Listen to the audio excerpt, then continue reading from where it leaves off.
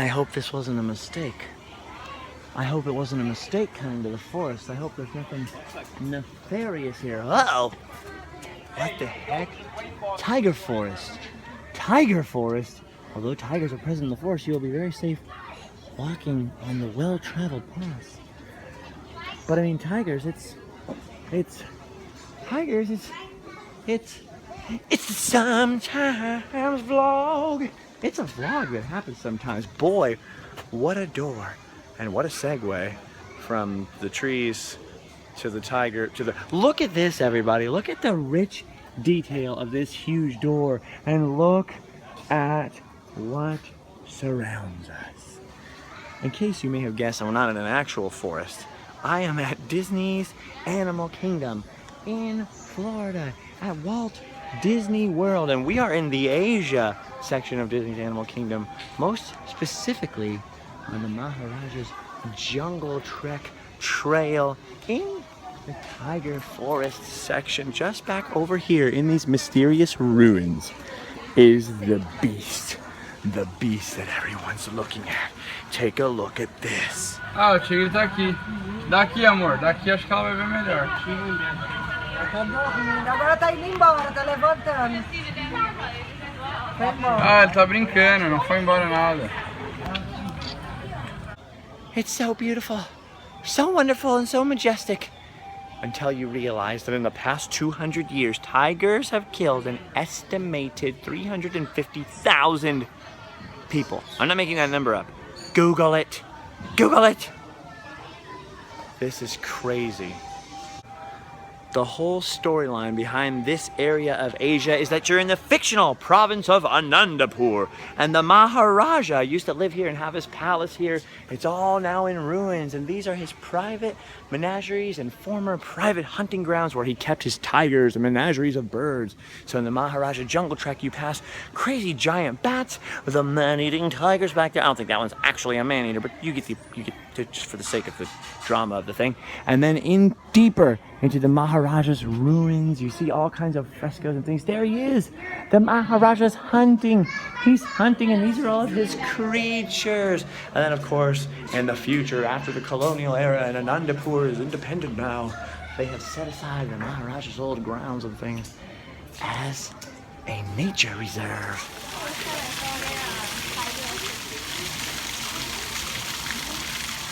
Look at all those people looking at a creature that could tear them limb from limb and completely humbug their day.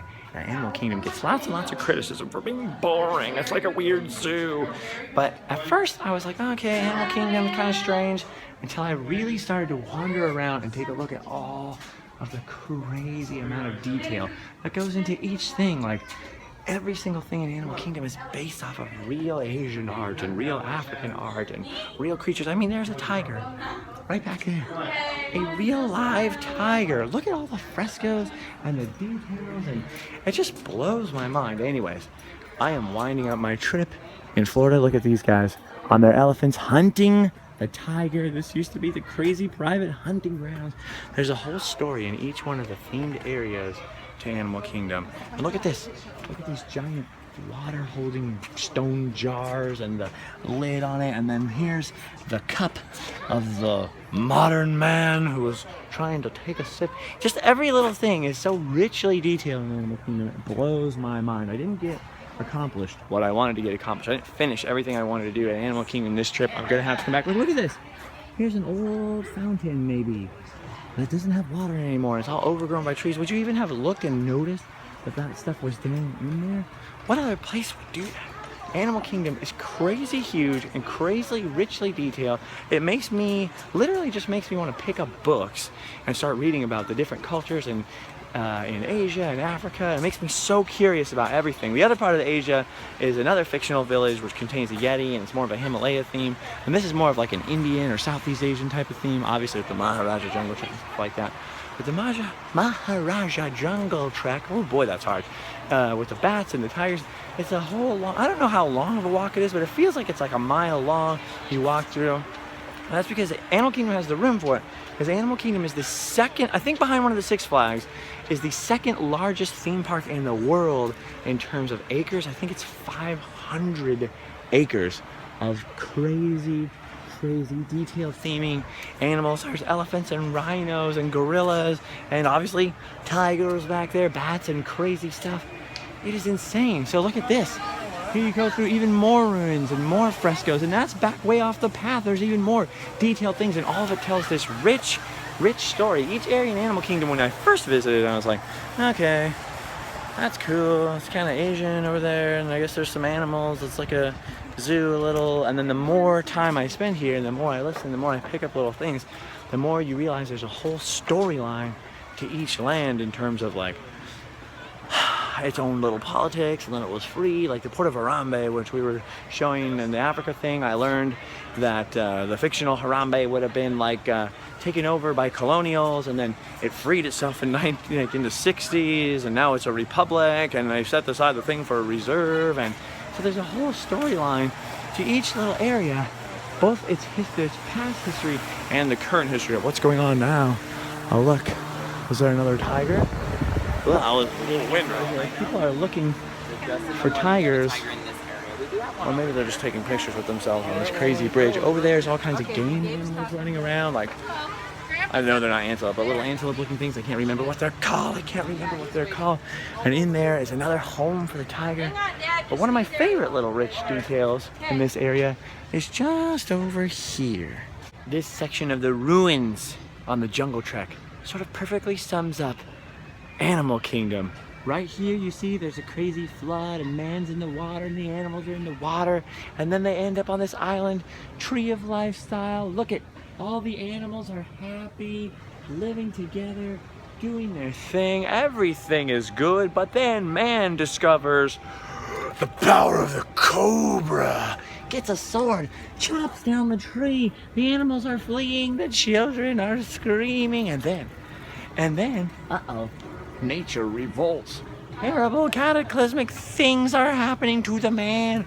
Oh no, I better do a weird dance because there's fire, water, and the monkeys are angry, and the elephants are back there somewhere, and the birds are like, what the heck? And this pig thing is dying on its back, sliding around, which is obviously bad. And the world was all trashy, and then the man learned, oh, I gotta use the wisdom of the owl and not destroy the planet and be all like, what up? And then there was like a new tree of life, all small and good. Small, but it's still good because it's gonna grow. It's a grower. And then like the dragon-headed lion thing was like, sweet. And the little goat man was like, yeah. And then the cobra was like, yes, we are more powerful together as one. This is my interpretation. Could be totally wrong. Good thing the man gained the wisdom of the owl. Although all of this unrestrained cobra power. Look, even the cobra's like, yes, you've released me. You've released me. All of this unrestrained cobra power was sort of unnecessary, because if he had gone back to the big Tree of Life days and just paid attention, the owl was right there with the cobra the whole time. The owl was right there with the cobra the whole time. Look at this. The owl and the cobra living in harmony with that dragon that is just, it's totally a real animal, so I love it. Anandapur. Like, isn't that insane? What a crazy amount of detail and craftsmanship goes into that. And people just walk by it all day long and never noticing. They're still talking about the tiger as they enter the red pavilion into the Raja's menagerie of, as the sign out front promises, lovely birds. Ooh. Wait a minute. What the heck is going on here? Fish turtle people are laying belly to belly doing something. Huh. Anyway, lovely birds right in here. Lovely birds. Look at all of these crazy birds. They're really hard to spot because obviously they blend in with their forest surroundings. But this whole area is super crazy detailed and contains all of these rare, diverse, and colorful species of birds, all in this super crazy detail, super exotic looking, I don't know what you call this, aviary. Look at that. There's all these little crazy birdhouses that are super richly detailed and ornately carved, and they all fit in to these crazy ruins. And right now, I'm looking hard for the birds and kind of going full Jurassic Park because I don't see any. Although I'm assuming they are probably above me, getting ready to attack at any moment. Ooh, you hear that? Where did that come from? So one problem with birds, you can't rely on them. They're dinosaurs. What? Sounds like my ex. Look at this, look at the statue all overgrown with vines. Look at all of this space, all of this area filled with chattering, beautiful, lovely, lovely birds.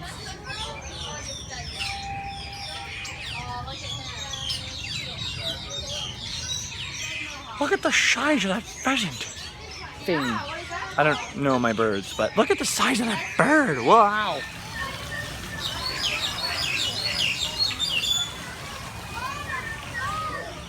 Anyway, one of the totally unexpected surprises of this trip was me sort of falling in love, whoa, more birds, with Animal Kingdom, and really kind of getting in over my head with learning about this place and what it means and what all the little things stand for, and getting accustomed to lovely birds. Look at this bird. Hey buddy. I'm not gonna hurt ya. I just want to admire your loveliness. Look at that, that's so crazy. I got close to a crazy bird that I have no idea what it is, but I want to know. Anyway, Anandapur, Asia, here in Animal Kingdom. Full of crazy details, full of richness and goodness and statues of things I do not understand. But each one of these things is based off of or inspired by real artwork from a real part of the world. There are real animals from those parts of the world. They are well cared for. Second largest theme park in the world. There's a lot to learn here, and it's been totally blowing my mind. I filmed a lot of footage to build up the things for the videos I want to do here, but I'm actually going to have to come back to Animal Kingdom. So I'm sorry for yet another Animal Kingdom vlog, but I had to show you. And the reason it has to be chopped up and edited is because this trail is so long. If I were just to start the vlog and walk through it, I would either have no time to show you anything, or I would just have to like run, and I don't even know. It's so long, so huge, so big. Look at that. We exited the last building, and we are still walking towards the exit of the trail. It's massive, no way to explain it. So if you're coming to Animal Kingdom thinking, I'm gonna walk in, there's gonna be a big train, there's gonna be a roller coaster I can see, and I know exactly what to walk towards, that is not going to happen. You walk in, and you're utterly and totally confused and thrown off balance. You're thinking there's jungle everywhere, it's foliage themed, I don't know what I'm doing. But the whole point of Animal Kingdom is to sort of get lost, feel like you're in a a leaf fell on me, I was really scared, like, is that a spider, is that a spider, is that a spider? Sort of get lost, and then have to discover this whole different world. And yeah, you get kind of hammered in with this message of environmental responsibility and preserving nature and being excited about, you know, life and taking care of the planet and stuff. But it's like in a super good fun way. See, look, see tigers, bats, dragons. By dragons, there was like a little cage with a lizard in it. I don't think there were any fire-breathing dragons. Could have been invisible, though. If Pete's Dragon taught me anything, it's that you might have seen a dragon and just not known it. See, there you go. The Maharaja Jungle Trek. So we did not start at the beginning. We sort of started halfway through it. But that was because there's a long beginning there I didn't want to walk through and all this stuff. But look at all these people. You know what they're doing? They're looking into this thing at these monkeys here. Actually, I don't see any tails, so maybe they're some kind of ape. But just for the sake of simplicity, let's say they're monkeys. Look at that. Monkeying around over there. Up to no good. Monkey business. Anyway, subscribe for some more Crazy Sometimes vlog adventures. Make sure to check out livefastlifepoor.spreadshirt.com. You can help me return for some more Sometimes vlogs if you'd like. I'm gonna go now. I have other things to see. There's only today, tomorrow, and then the next day I fly home to California. So not much time left for Walt Disney World. I'm just sort of taking it easy today and sort of revisiting things, making plans for the future even, and trying my best to relax. Because this is day 13 of pretty much non-stop crazy heat and walking and just being a duck. By the way, Animal Kingdom all crazy. There's gorillas and elephants and rhinos and man-eating tigers. I'm just gonna say man-eating whenever I say a tiger, I'm sorry. And all kinds of crazy stuff like that. And every time a squirrel hops around and runs into the path, you'll see at least a half a dozen people go, oh my God, a squirrel! And everybody stops and they point and they're like, it's a squirrel, oh my gosh, a squirrel! There's a good deal of human nature in that. Look honey, apes, gorillas, tigers, a squirrel! Look!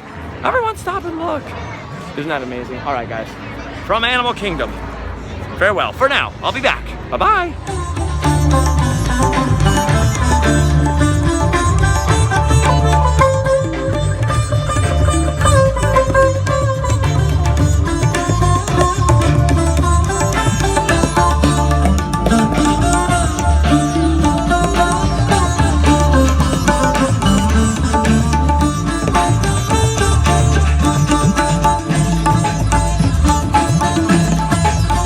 Don't forget about livefastnightport.spreadshirt.com.